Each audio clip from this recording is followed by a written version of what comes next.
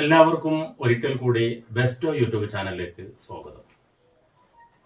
ഇന്ന് നാം ചർച്ച ചെയ്യാൻ ഉദ്ദേശിക്കുന്നത് +1 തുല്യത എക്കണോമിക്സിന്റെ അക്ഷരക്കൈരളിയിൽ വന്ന മാതൃക ചോദ്യപേപ്പറിന്റെ വിശകലനമാണ്. കഴിഞ്ഞ ക്ലാസ്സുകളിൽ സ്റ്റാറ്റിസ്റ്റിക്സിലെ 3 അധ്യായങ്ങളായിരുന്നു നാം ക്ലാസ് എടുത്തിരുന്നത്. അതിനു മുമ്പ് നാം എക്കണോമിക്സിലെയും കുറച്ച് ചാപ്റ്ററുകൾ നാം ചാനലിൽ അപ്ലോഡ് ചെയ്തിട്ടുണ്ട്. നമ്മൾ ആദ്യം മാതൃക ക്വസ്റ്റ്യൻ പേപ്പർ വിശകലനം ചെയ്ത ശേഷം ബാക്കിയുള്ള അധ്യായങ്ങൾ നാം ചർച്ച ചെയ്യുന്നതാണ്. അപ്പൊ നമുക്ക് ഒന്നാമത്തെ ചോദ്യത്തിലേക്ക് കടക്കാം. 1. ഇന്ത്യയിൽ ആദ്യമായി റെയിൽ ഗതാഗതം ആരംഭിച്ചത് 1853 ആണ്. താനെ വരെ ഉണ്ടായിരുന്ന ഈ റെയിൽവേ ലൈൻ ആരംഭിച്ചത് എവിടെ നിന്ന്? കുറെ ഓപ്ഷൻസ് കൊടുത്തിട്ടുണ്ട്. ഡൽഹി, കൽക്കട്ട, ബോംബെ, തിരുവനന്തപുരം. അതിൽ ഉത്തരം ബോംബെ ആണ്. ഇനി രണ്ടാമത്തെ ചോദ്യം, ഇന്ത്യ ജനസംഖ്യാ പരിവർത്തനത്തിന്റെ 2ാം ഘട്ടത്തിലേക്ക് കടന്നത് എന്ന്? ഇത് 2ാമത്തെ അധ്യായവുമായി ബന്ധപ്പെട്ട എക്കണോമിക്സിലെ ഒരു ചോദ്യമാണ്. ഇന്ത്യ ജനസംഖ്യ പരിവർത്തനത്തിന്റെ 3 കാലഘട്ടങ്ങൾ അവിടെ പറഞ്ഞിട്ടുണ്ട്. അപ്പൊ 2ാമത്തെ ഘട്ടം ആരംഭിക്കുന്നത് എവിടെയാണെന്ന ചോദ്യം. അത് 1921 1921. മൂന്നാമത്തെ ചോദ്യം, ജനങ്ങളെ ദരിദ്രരെന്നും ദരിദ്രരല്ലാത്തവരെന്നും വേർതിരിക്കുന്ന സാങ്കല്പിക രേഖ. അതിന്റെ ഉത്തരം ദാരിദ്ര്യ രേഖ.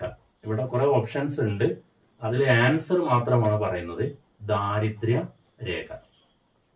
നാലാമത്തെ ചോദ്യം, ചൈനയെ വളരെ വേഗം വ്യവസായവൽക്കരിക്കുക എന്ന ലക്ഷ്യത്തോടെ കാർഷിക മേഖലയിൽ നടപ്പാക്കിയ നയം. കുറെ ഓപ്ഷൻസ് ഇവിടെ കൊടുത്തിട്ടുണ്ട്. അതിൽ എ എന്ന ഓപ്ഷനായ മഹത്തായ കുതിച്ചുചാട്ടം, അതാണ് ഇതിന്റെ ഉത്തരമുള്ളത്. ഇനി 5ാമത്തെ ചോദ്യം, താഴെ പറയുന്നവയിൽ ഗുണാത്മക ദത്തമേത്? അപ്പൊ ഡാറ്റകൾ ഗുണാത്മകമുണ്ട്, പരിമാണാത്മകമുണ്ട്. ഗുണാത്മകം എന്ന് പറഞ്ഞാൽ കൃത്യമായി അളക്കാൻ കഴിയാത്തത്, പരിമാണാത്മകം എന്ന് പറഞ്ഞാൽ കൃത്യമായി അളക്കാൻ പറ്റുന്നത്. അപ്പൊ ഇവിടെ താഴെ 4 ഓപ്ഷൻസ് കൊടുത്തിട്ടുണ്ട്. അപ്പൊ ആ ഓപ്ഷൻസിൽ ഏതാണ് നോക്കാം നമുക്ക്. എ വരുമാനം, ബി ജനസംഖ്യ, സി ഒരു സ്കൂളിലെ കുട്ടികളുടെ മാർക്ക്, അഭിരുചി. ഇവിടെ ആദ്യത്തെ 3 കൃത്യമായി അളക്കാൻ പറ്റും, അത് ഗുണാത്മകമാണ്. കൃത്യമായി അളക്കാൻ പറ്റും, അതുകൊണ്ട് തന്നെ അത് പരിമാണാത്മകമാണ്. ഇവിടെ ചോദിച്ചത് ഗുണാത്മകം ഏതാണ് എന്നാണ്.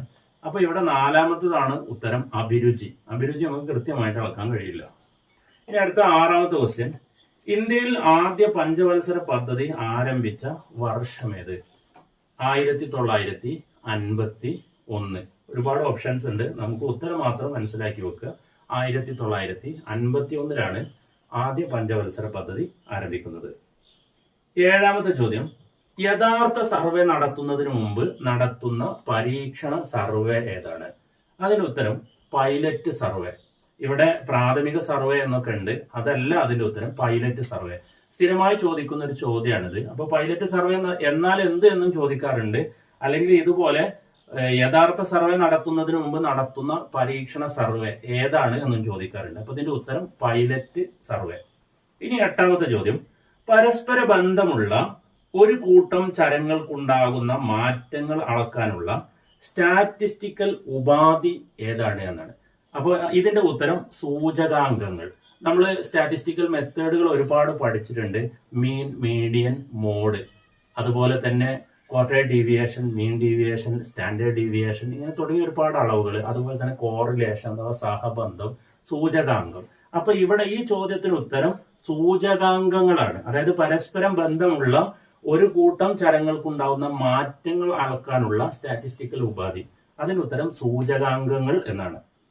ഇനി 9ാമത്തെ ചോദ്യം, മൊത്തം ദത്തങ്ങളുടെ ഉപവിഭാഗങ്ങൾക്ക് ആനുപാതികമായി വൃത്തത്തെയും ഉപവിഭാഗങ്ങളായി തരംതിരിക്കുന്ന ഡയഗ്രം ഏതാണ്? അതിനുത്തരം പൈ ഡയഗ്രാം ആണ്. നമുക്കറിയാം ഡാറ്റകളുടെ അവതരണത്തിന് ഒരുപാട് മാർഗങ്ങൾ, 3 മാർഗങ്ങളാണ് ഉള്ളത്. ആ 3 മാർഗങ്ങളിലെ 3ാമത്തെ മാർഗമാണ് ഡയഗ്രങ്ങൾ വെച്ചിട്ടുള്ളത്. അപ്പൊ ഡയഗ്രങ്ങൾ വ്യത്യസ്തമായിട്ടുള്ളത് നമ്മൾ പഠിച്ചിട്ടുണ്ട്.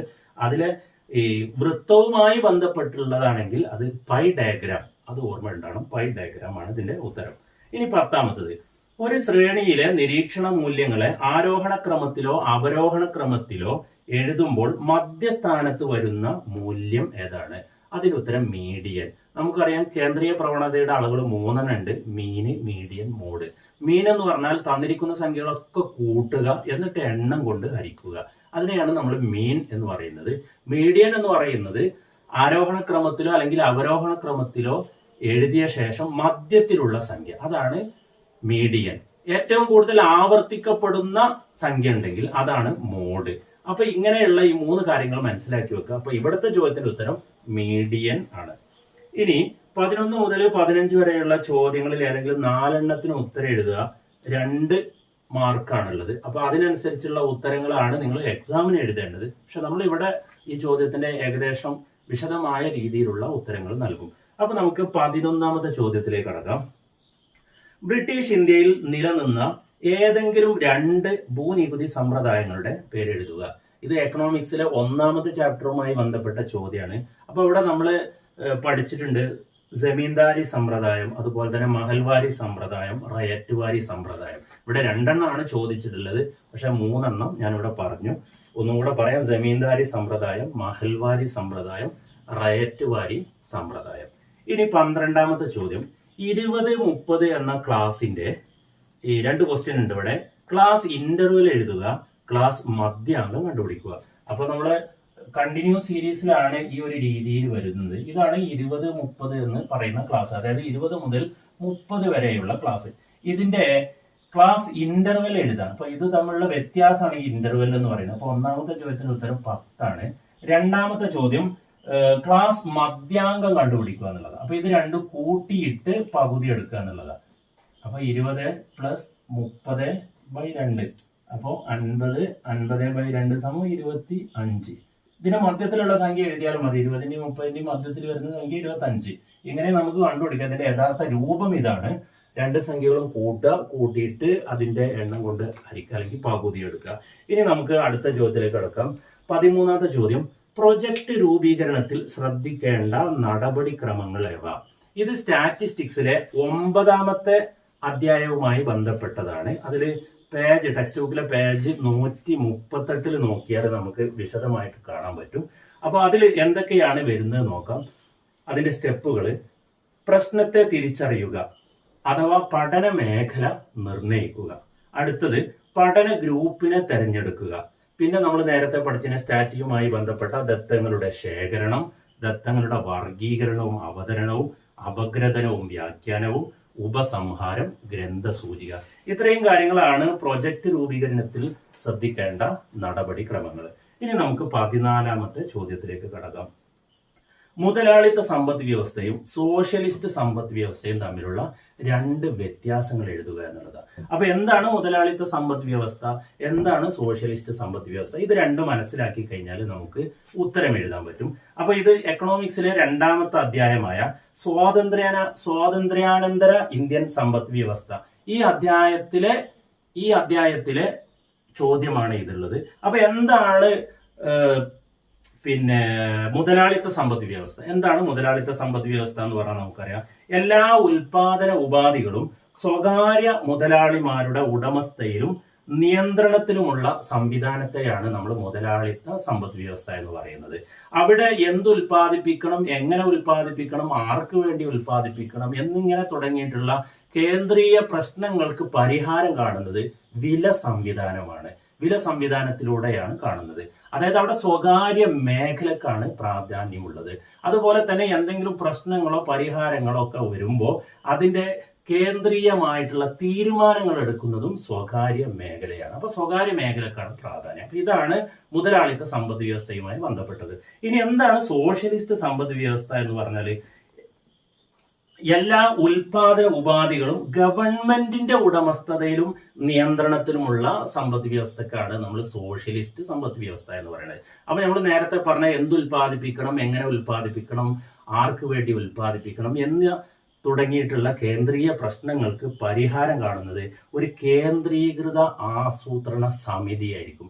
അവിടെ സ്വകാര്യ മേഖലയ്ക്ക് പ്രാധാന്യമില്ല, പൊതുമേഖലക്കാണ് പ്രാധാന്യമുള്ളത്. ഇങ്ങനെ തുടങ്ങിയിട്ടുള്ള കാര്യങ്ങളൊക്കെ നിങ്ങൾ മനസ്സിലാക്കി കഴിഞ്ഞാൽ ഇതിന്റെ ഉത്തരം വളരെ എളുപ്പത്തിൽ നമുക്ക് എഴുതാൻ പറ്റും. ഇനി നമുക്ക് 15ാമത്തെ ചോദ്യത്തിലേക്ക് കടക്കാം. വ്യക്തികളുമായുള്ള അഭിമുഖ രീതിയുടെ ഏതെങ്കിലും 2 മേന്മകൾ എഴുതുക. നമ്മൾ ഡാറ്റകളെ കുറിച്ച് പഠിച്ചിരുന്നു. ഈ ഡാറ്റകൾ ശേഖരിക്കുന്നതിന് വിവിധ തരം മാർഗങ്ങളുണ്ട്. അതിലേറ്റവും പ്രധാനപ്പെട്ടതാണ് വ്യക്തികളുമായിട്ടുള്ള അഭിമുഖം. ഇതിന്റെ മേന്മകൾ എന്തെല്ലാമാണെന്നാണ്. അപ്പോൾ ദത്തങ്ങളുടെ ശേഖരണം എന്ന 2ാമത്തെ അധ്യായം, സ്റ്റാറ്റിസ്റ്റിക്സിലെ ദത്തങ്ങളുടെ ശേഖരണം എന്ന പാഠത്തിലെ പേജ് 19 ഇത് വിശദമായിട്ട് കൊടുത്തിട്ടുണ്ട്. അപ്പൊ ഞാൻ എന്തൊക്കെയാണെന്ന് ഞാൻ പറഞ്ഞുതരാം. 1, നല്ല വ്യക്തിബന്ധം സ്ഥാപിക്കുക വഴി ശരിയായ വിവരം ശേഖരിക്കാൻ കഴിയുന്നു. അതായത് നേരിട്ടാണ് നമ്മൾ വിവരം ശേഖരിക്കുന്നത്. അപ്പം വ്യക്തിബന്ധം സ്ഥാപിക്കുക വഴി നമുക്ക് ശരിയായ വിവരങ്ങൾ കിട്ടുന്നു.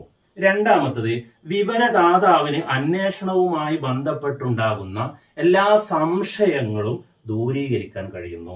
മാത്രമല്ല, എന്തെങ്കിലും ബന്ധപ്പെട്ട ചോദ്യങ്ങൾ, അനുബന്ധ ചോദ്യങ്ങളൊക്കെ ചോദിക്കാനുണ്ടെങ്കിൽ അതും കൃത്യമായിട്ട് വിലയിരുത്താനും അതിന് മറുപടി പറയാനും കഴിയുന്നു. അതുപോലെ തന്നെ വ്യക്തിപരമായി ചോദിക്കുമ്പം പ്രതികരണ ശേഷി ഉയർന്നതായിരിക്കും.